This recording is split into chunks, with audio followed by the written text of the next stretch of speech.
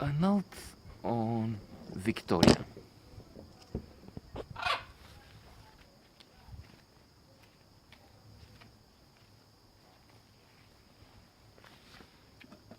A French film, good, with psychological insight. French film, when it's not really silly in the sense of Asterix and tries to be Hollywood-like.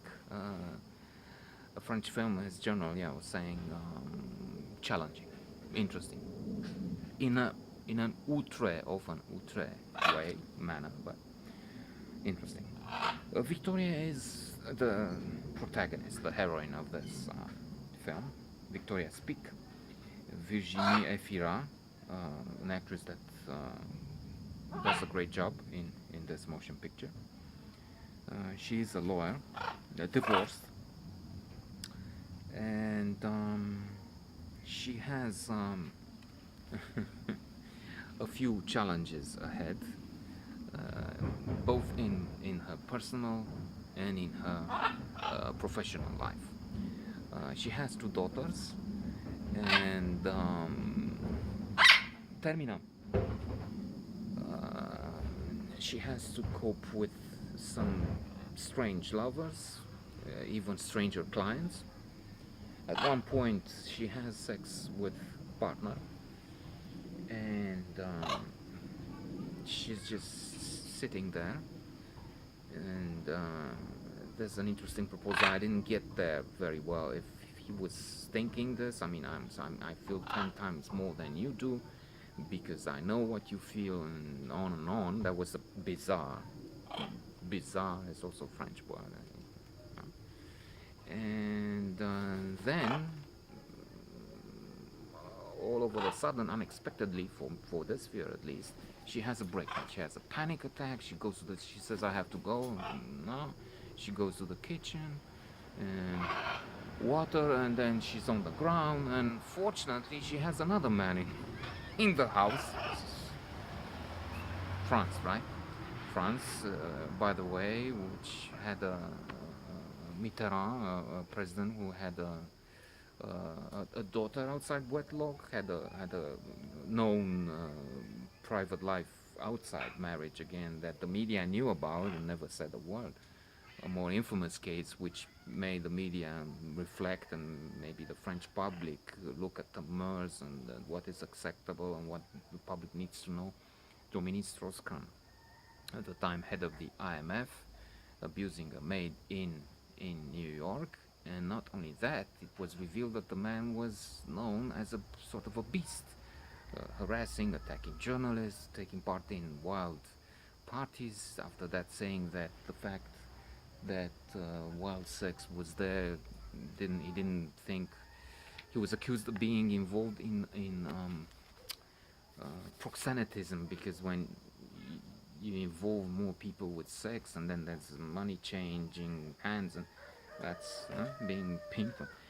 Maybe he wasn't, but then he said, I don't know about money. I thought that friends organizing sex parties, and then people brought in women, said he asked and forced them to have anal sex, even when they said they don't want it.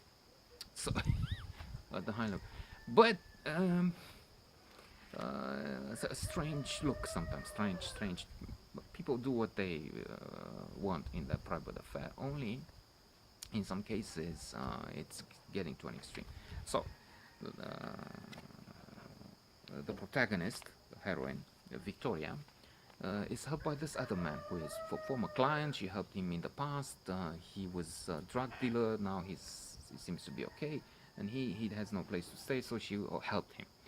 But now he's helping her, and the help is weird and funny at one point, because put your legs, he's like this, and put your legs here because the blood circulation like that, and breathe, and then let me give you some water.